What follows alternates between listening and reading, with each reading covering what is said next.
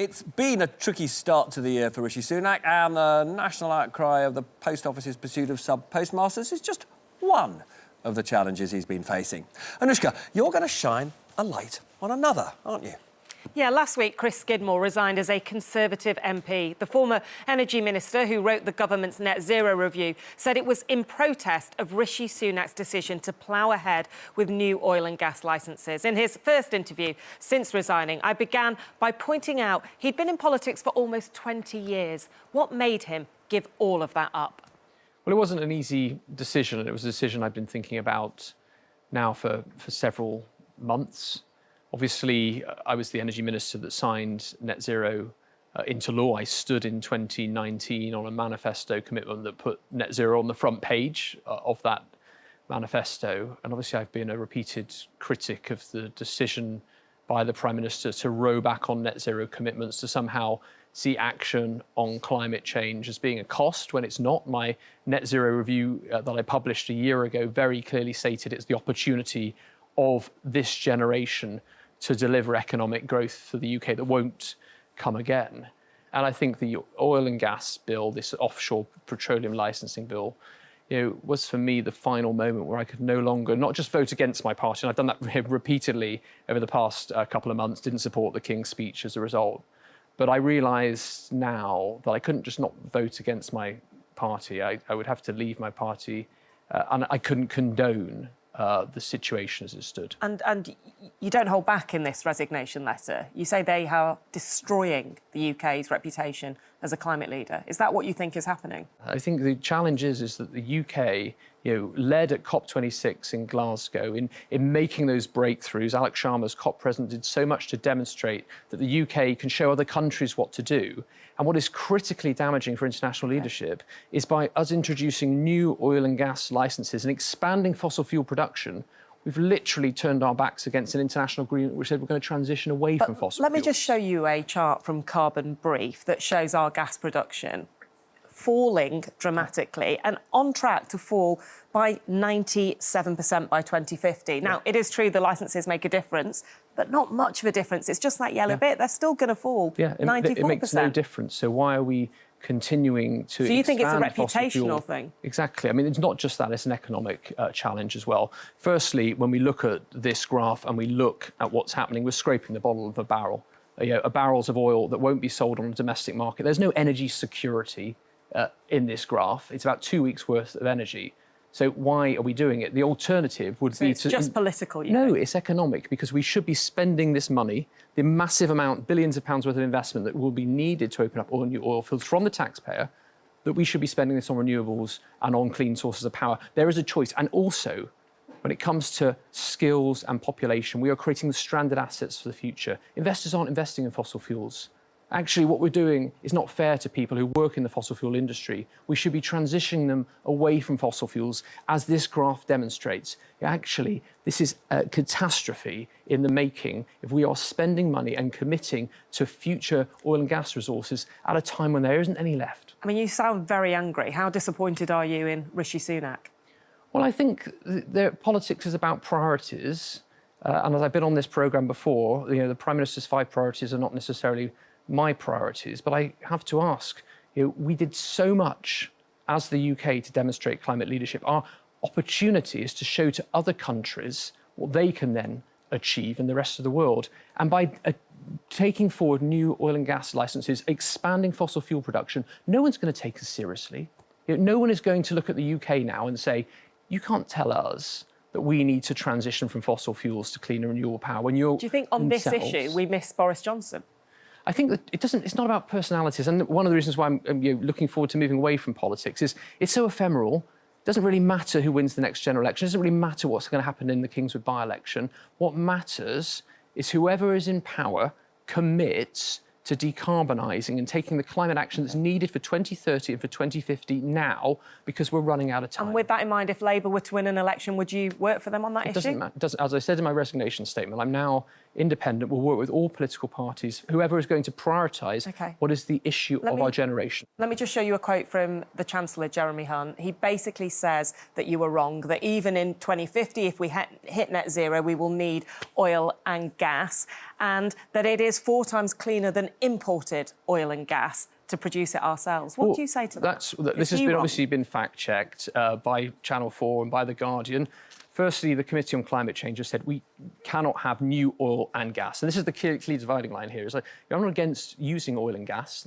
That trajectory downwards recognises there is what's called a balanced pathway.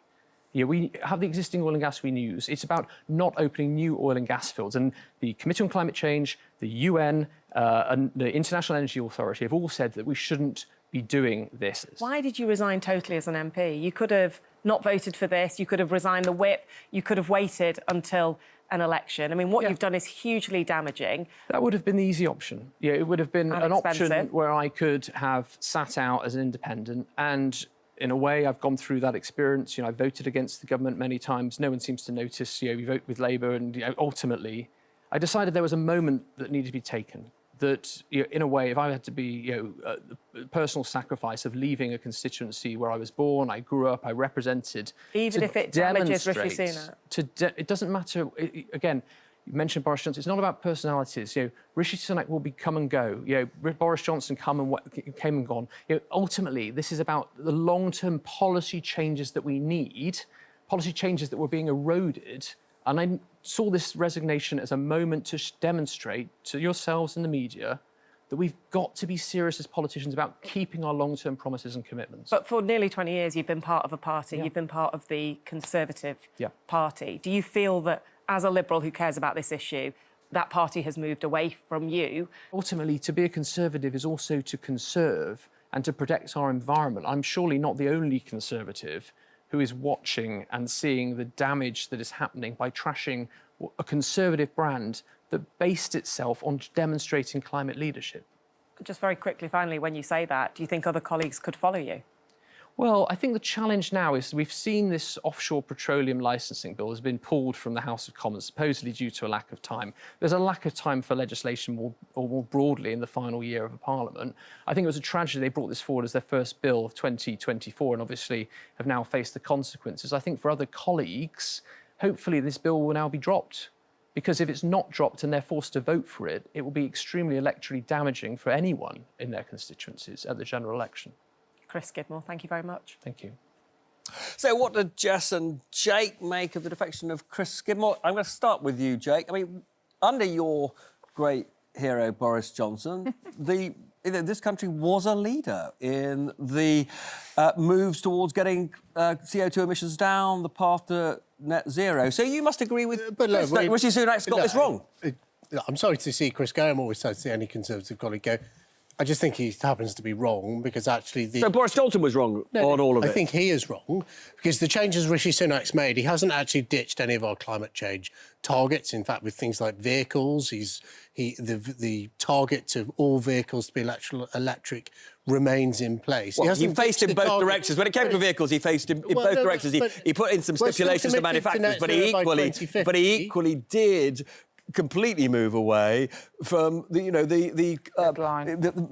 the internal combustion engine illegal. So he faced in two directions there, and certainly in symbolic terms, if not economic terms, the targets still remain in place. The government don't build cars. Car manufacturers build cars. If the targets remain in place for car manufacturers, they will build cars to their target, to their legal requirement. Look, we are still a global leader in terms of net zero. There is a big argument about this, ones that I have on doorsteps of Rosendale and Darwin. Everyone thinks, reducing our carbon consumption is the right thing to do, think it's a good thing to do. There's a big argument about how and when we pay for it. You go to a terraced house in Lancashire and say to them, where are you going to put your heat pump on a back-to-back terrace house? Where are you going to find that 10,000 quid to rip out your central heating boiler, reinstate your immersion heater? It's a good thing. It's a good thing to aim for net zero, but in reality, we have to take the public with us. A lot of the changes the Prime Minister has made is about maintaining public support for that overall target, which hasn't moved. And that's why I think Chris is wrong, because the target that he signed into law remains unchanged. So I never thought I'd really hear you say Boris Johnson wrong, Rishi Sunak right. They're a first for everything, aren't they? But anyway, but I do... I never said Boris Johnson was wrong. The target is right. It was put into law actually by Theresa May, not Boris Johnson. Let's get rid of Theresa. Oh, you're a big where fan of credit's her. due. But the point I'm making is the targets that Chris is talking about, they haven't changed. They haven't changed. Inconceivable that Boris Johnson would have made the changes that Rishi Sunak did. Now, Jess, I do, though, want to ask you about a political problem that is definitely around London for the Labour Party. There are a lot of people around London who do not want to be forced to trade in their older cars. So this is a complex issue for all parties, isn't it? It is. It's funny because we have the same zones in Birmingham, and the government funded a scrappage scheme to millions of pounds that, funnily enough, they didn't give out in London. And it was the government that made Birmingham have to have their clean air zone. It was forced on the city by the government, not dissimilar to what happened in London. So, look, you know, in an extent, Jake is right that, you know, paying for this and sort of actually going out and frightening people about how much they're going to have to pay, and the idea that everybody was going to have to get rid of their car by 2034 or whatever it was just not true. It just meant new cars. And there's been a huge amount of scaremongering by the Conservative Party on this particular issue. I mean, the Labour Party has pledged that it will insulate and cut the bills of 19 million homes that nobody in your constituency, in a terraced house or otherwise, will have to pay for. What the Labour Party's also committed to is decarbonising the grid by 2030, which will cost £28 billion every single year. Now, Rachel Reeves has said she will stick to her fiscal rules.